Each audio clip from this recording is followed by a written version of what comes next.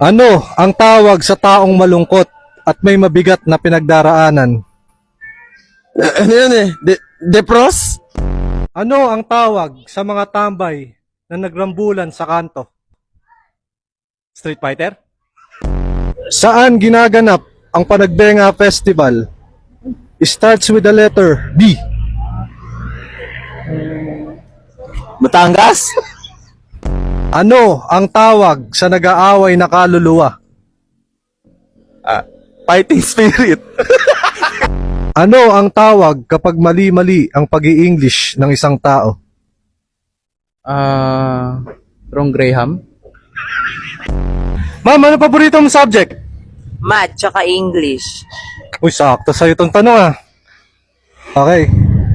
Magbigay ng isang halimbawa ng verb. Eagle?